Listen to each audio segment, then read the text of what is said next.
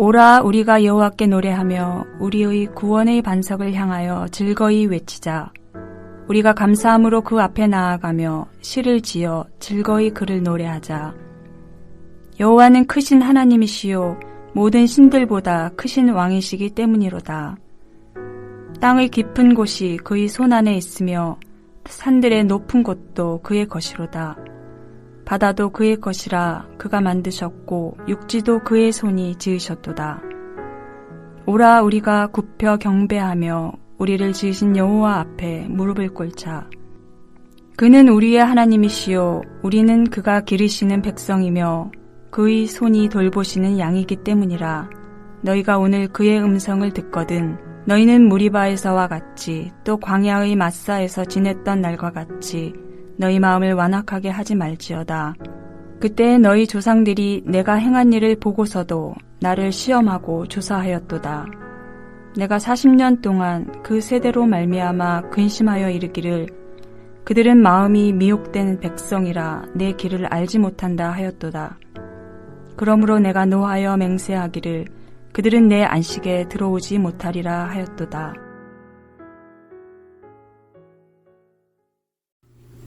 오늘부터 연말까지는 시편 95편에서 99편까지 묵상하고 2024년 새해부터는 신명기로 묵상하겠습니다. 시편 95편은 크게 세 부분으로 나눌 수 있습니다. 1절에서 6절까지는 하나님께 예배를 드리자고 부르는 내용이고 7절은 우리가 이처럼 하나님에게 자신을 복종시켜야 할 이유가 무엇인지를 설명하고 있습니다. 그런 후에 7절 하반절부터 11절까지는 선지자가 외치는 선포처럼 하나님에게 거역하지 말고 순종할 것을 호소하는 내용으로 이루어져 있습니다. 95편의 배경은 시인 혹은 예배자가 성소로 들어가는 모습입니다. 1절에서 오라라는 말로 시작하고 있고 2절에서는 그 앞에 나아가며 라고 하고 있으며 6절에서는 오라 우리가 굽혀 경비하며 우리를 지으신 여호와 앞에 무릎을 꿇자라고 말하고 있기 때문입니다. 특히 6절에서 오라라는 말은 1절의 오라와는 다른 단어로서 들어가자는 뜻의 보우라는 히브리 단어입니다. 그러므로 성소로 들어가면서 부른 노래가 95편이라는 것을 쉽게 알 수가 있습니다. 시인은 성소를 향해 오라라는 말로 시작하면서 여호와께 즐거운 소리로 환호성을 외치며 노래를 부르자고 말합니다. 여호와는 이스라엘을 위해 싸우시는 용사로서 보호하시고 구원하시는 구원의 반석이기에 감사함으로 나가고 찬송으로 즐겁게 외치자라는 것입니다. 그렇다면 예배자가 이렇게 목소리를 크게 높이면서 찬양을 하는 것이 마땅한 이유가 있습니까? 그것은 여호와가 위대하신 하나님이시고 모든 신들을 위해 위대한 왕이시기 때문입니다. 하나님은 이 세상의 그 어떤 신과 그 어떤 것들과 비교할 때 비교 불가능한 위대한 분이시라는 것입니다. 그래서 하나님은 땅의 깊은 곳이 하나님의 손에 있고 산들의 높은 곳들도 하나님의 것이라고 말합니다. 이것은 사람이 볼 수도 없고 가볼 수도 없는 곳조차 하나님이 통제하에 있다는 것입니다. 또 바다와 육지도 하나님이 창조하셨다고 말하는데 사람이 두려워하는 바다와 삶의 터전인 육지도 하나님의 소유임을 주장하는 것입니다. 그러므로 이렇게 위대하신 하나님 앞에 하나님의 백성이 마땅히 보여야 할 반응이 무엇이겠습니까? 오라 우리가 굽혀 경비하며 우리를 지으신 여호와 앞에 무릎을 꿇자라는 것입니다. 성소 안으로 들어가서 허리를 굽혀 경배하는 것은 왕 앞에 자신을 낮추는 자세입니다. 그러나 이것도 부족해서 좀 더 시인은 자세를 낮추도록 요구합니다. 무릎을 꿇자라고 하면서 최대한 몸을 낮추어 복종할 것을 요구합니다. 한글 성경은 우리가 무릎을 꿇자라고만 번역했는데 원문으로 보면은 우리가 무릎을 꿇자, 우리가 엎드리자 라고 강조하면서 표현하고 있습니다. 그러나 하나님이 아무리 이렇게 위대할지라도 우리가 이렇게 여호와께 무릎을 꿇고 엎드려서 절을 해야 할 이유가 있을까요?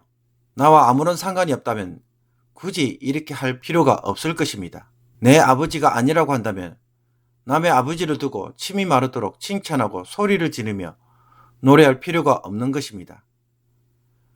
그래서 시인은 7절에서 이렇게 말합니다.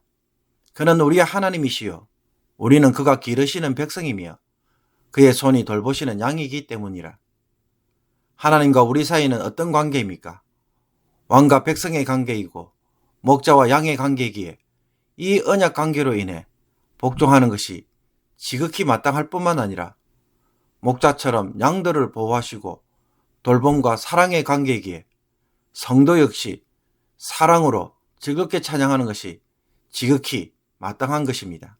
그래서 시인은 선지자처럼 우리에게 엄숙하게 명령하는 것이 있습니다.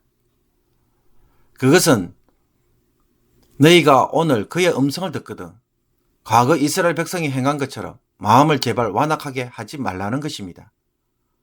과거 이스라엘 백성들이 광야를 통과할 때 머리바와 마사에서 보였던 일들을 반복하지 말 것을 호소합니다. 광야 생활을 대표하는 이 두 개의 장소는 애굽에서 내린 10가지 재앙과 홍해 바다가 갈라지는 놀라운 일을 보았음에도 불구하고 여전히 하나님이 함께 계시는지 의심하며 하나님을 시험했던 장소입니다. 이때 이런 이스라엘의 불순종으로 인해 하나님은 너무나 마음이 상하였습니다. 내가 40년 동안 그 세도로 말미암아 근심하여 이르기를 그들은 마음이 미혹된 백성이라 내 길을 알지 못한다라고 말씀하셨습니다. 한글 성경에서는 근심하여 라고 표현했지만 원 의미는 역겹다는 뜻입니다. 이스라엘 백성들은 광야에서 지냈기 때문에 하나님에 대하여 감사와 노래로 예배하기보다는 삶의 문제들만 보고는 끊임없이 불평하고 하나님의 동행하심을 의심하는 모습에 하나님은 역겨워하셨습니다. 그들의 마음은 완악했으며 미혹된 마음이었습니다. 하나님에 대하여 딱딱하여져서 자기 고집대로 하였고 하나님의 뜻보다는 시험에 민감하여서 자기들 방식으로만 하려고 했습니다. 그래서 하나님은 결국 분노하시며 하나님의 안식에 결코 들어오지 못할 것이라고 맹세하셨던 것입니다. 성도가 예배할 하나님은 우리를 기르시는 선한 목자입니다. 우리가 그분의 양으로 그분의 인도를 따라 순종할 때 비로소 우리는 푸른 초장과 쉴만한 물가에 쉴 수가 있습니다. 그런데 매 순간 목자를 불신하고 불평했던 이스라엘 백성들처럼 이 사실을 믿지 않고 하나님을 시험하면 어떻게 되겠습니까? 하나님의 안식에 들어갈 수 없다는 것입니다. 사실 우리가 광야에서 살면 항상 시험에 빠질 수 있습니다. 보는 것과 경험하는 것이 온통 부족한 것뿐이고 사는 것 자체가 힘들어 보이기 때문입니다. 그래서 지금 당장 눈에 보이는 것에 우리의 마음이 뺏길 때가 많이 있습니다. 힘들면 우리도 모르게 쉽게 불평하게 되고 하나님을 원망하게 됩니다. 하나님이 함께하지 않는 증거로 도리어 바라보는 것입니다. 그러나 오늘 본문을 보면 하나님은 우리의 이런 불평을 매우 심각하게 다루시고 매우 분노하시는 일로 간주합니다. 단순한 불평이 아니라 하나님을 시험하는 행위이며 완악한 마음에서 나온 것이라고 평가합니다. 다른 말로 하면 광야를 통과할 때도 하나님은 자기 백성들과 함께 동행하시고 그 필요를 채우시며 돌봐주시는 것을 제발 믿으라는 것입니다. 여기에 그 어떤 의심을 하지 말고 불평하지 말라는 것입니다. 왜 지난날에 함께했던 하나님의 놀라운 일들은 새카맣게 잊고 하나님이 죽은 것처럼 사라지신 것처럼 자기 백성에 대하여 무책임한 분인 것처럼 매번 의심하느냐라는 것입니다. 이것은 하나님을 완전히 무시하는 태도인 것입니다. 이스라엘 백성들은 이 일을 40년 동안 끊임없이 반복하였습니다. 그때 너희 조상들이 내게 행한 일을 보고서도 나를 시험하고 조사하였도다. 시험하고 조사하였다는 것은 무슨 뜻이겠습니까? 어려운 문제들을 만날 때마다 과연 하나님이 살아계시는지 도와주시는지 의심하면서 하나님을 테스트했다는 것입니다. 아무리 보고 또 보아도 여전히 의심하고 불평하며 걱정했던 것입니다.